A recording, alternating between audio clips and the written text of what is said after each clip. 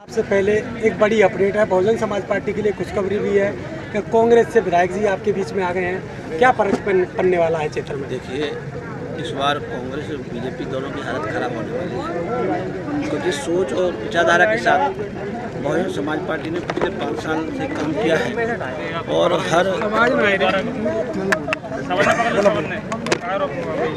हर वर्ग मजहब के साथियों को, गरीब भाइयों को, बहनों को जोड़ने का काम किया है। उनके हक अधिकार और न्याय की लड़ाई लड़ी है। उनके ऊपर हो रहे अन्याय अत्याचार के लिए संघर्ष किया है।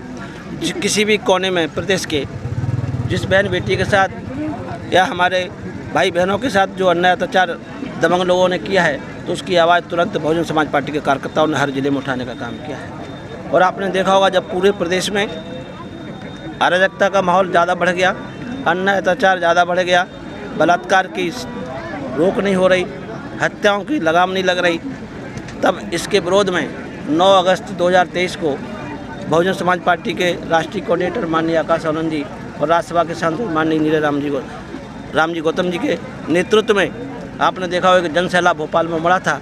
तो ये उसी दिन इतिहास लिखने की इबारत शुरू हो गई थी और आज उसी कड़ी में पूरे प्रदेश में बहुजन समाज पार्टी की जो सर्वजनताय सर्वजन सुखाय नीति है, माननीय बहन कुमारी मायावती जी का गरीबों के साथ जो एक लगाव है, उससे प्रभावित होकर तमाम पूर्व विधायकों ने पार्टी छोड़ने का काम किया और बहुजन समाज पार्टी की सदस्यता ली।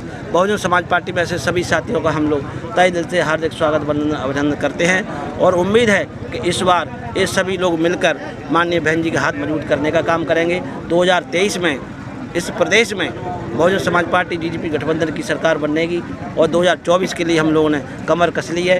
तो माननीय बहन कुमारी मायावती जी को हम देश का प्रधानमंत्री बनाने का काम। किन मुद्दों पर काम होगा अगर आपकी सरकार बने? हमारी जब सरकार बनेगी तो ओबीसी समाज का जो 27% का मुद्दा है, जो 33 साल में भाजपा कांग्रेस ने किसी भी पार्टी ने पूरा नहीं किया, तो वो बड़ा मुद्दा है।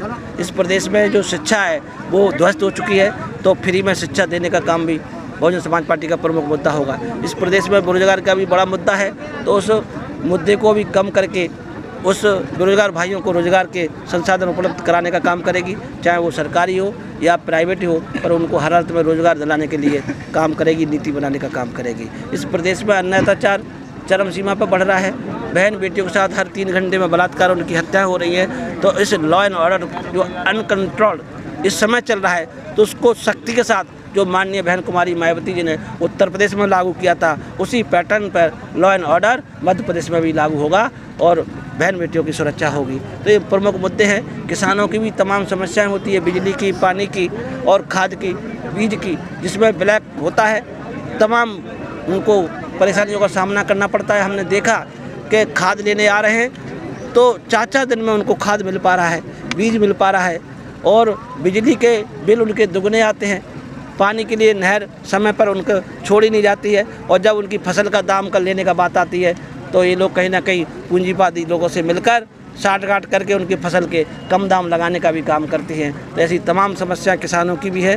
3 काले कानून आज इन्होंने दिखावटी बंद तो की हैं, पर उसका असर कहीं ना कहीं प्रदेश में देखने को मिल रहा है। तो ऐसी तमाम समस्याओं को लेकर बहुजन समाज पार्टी आज पूरे प्रदेश में घूम रही है और सभी साथियों का सहयोग मिल रहा है और आपको देखने को मिलेगा जब 3 दिसंबर को रिजल्ट आएंगे तो चौंकाने वाले परिणाम आपके सामने होंगे। सरकार कई प्रकार की लाडली बहना योजना, चाहे सिलेंडर हो, तमाम प्रकार की किसानों के लिए योजना बना के रखी है, कैसे रोक पाओगे? आप 20 साल से देख रहे हैं, ये तमाम झूठी घोषणाएं करते हमारे लोग गुमराह हो जाते थे। 20 साल पहले देवेंद्र सिंह सरकार ने भी पट्टे बांटे, वो आज तक नहीं मिले। शिवराज सिंह मामा ने कहा कि हम बच्चों को फ्री में शिक्षा देने का काम करेंगे। आज शिक्षा बिल्कुल ध्वस्त हो चुकी है। हम हर साल 2 लाख लोगों को नौकरी देने का काम करेंगे। 1 करोड़ से ऊपर बेरोजगारी पहुंच चुकी है। हम भ्रष्टाचार को कम करेंगे। इस प्रदेश में भ्रष्टाचार देख लिया होगा आपने, व्यापम घोटाला हो, चाहे वो खाद का घोटाला हो, चाहे वो जो कुपोषण बच्चे होते हैं उनके कुपोषित बच्चों के लिए जो खाद्यान्न होता है उसकी खरीदी का घोटाला हो, बच्चों की स्कूल की यूनिफॉर्म खरीदी का घोटाला हो, तमाम ऐसे भर्ती घोटाला आपने देखा हो, पटवारी का भर्ती घोटाला देखा हो। ऐसे घोटाले इस प्रदेश में इतने हुए हैं, इतने स्कैम हुए हैं कि अगर उनकी जांच हो जाए तो भाजपा कांग्रेस के आधे नेता जेल के अंदर होंगे और ये एक दूसरे के सहयोगी हैं। इसीलिए इनको सांपनाथ और नागनाथ कहता है। इसीलिए कहते हैं कि ये एक दूसरे के सहयोग करते हैं। पर बहुजन समाज पार्टी की जब सरकार बनेगी तो ऐसे सभी भ्रष्टाचारियों को जेल में पहुंचाने के लिए इनकी जांच भी कराएगी और इनका जो काला धन है उसको भी बाहर निकालने के लिए नीति बनाने का भी काम करेगी। ओबीसी का आरक्षण और 2 अप्रैल के आंदोलन के बारे में तमाम सरकारें किस वापसी की घोषणा करती आई हैं, इस पर क्या कहें? देखिए, 2 अप्रैल के मुद्दे पर कांग्रेस ने झूठ बोलकर सरकार बनाने का काम किया था और मैंने भी अपने भाइयों के सम्मान के खातिर मैं कभी भी मुख्यमंत्रियों से किसी भी काम के लिए नहीं मिला, पर अपने भाइयों की खातिर मैं कमलनाथ से भी मिला। माननीय बहन जी ने बाहर से समर्थन भी दिया पर उन्होंने उसको मजाक में डाल दिया।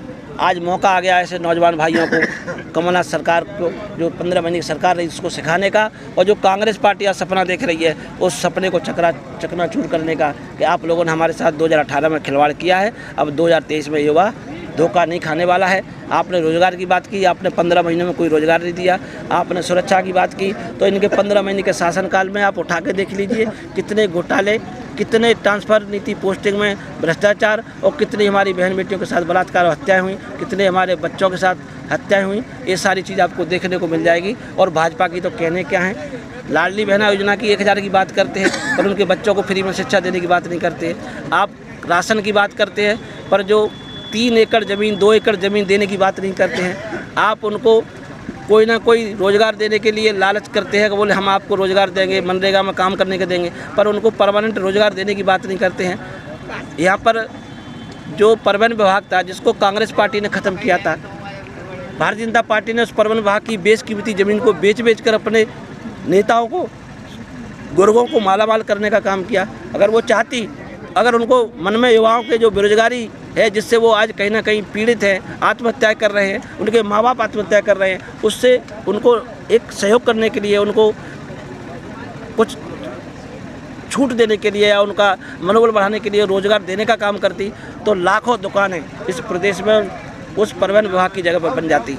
तो तमाम ऐसी योजना हैं जो हम लेकर चलेंगे और उनको लाभ पहुँचाने के लिए भी एक नीति बनाने का काम करेंगे। पर बहुजन समाज पार्टी कभी मैनिफेस्टो जारी नहीं करती है। बहुजन समाज पार्टी का मैनिफेस्टो संविधान होता है और संविधान में जो ताकत, जो अधिकार इस गरीबों के लिए होते हैं वो पूरे देने के लिए माननीय बहन कुमारी मायावती जी के निर्देशन में हम लोग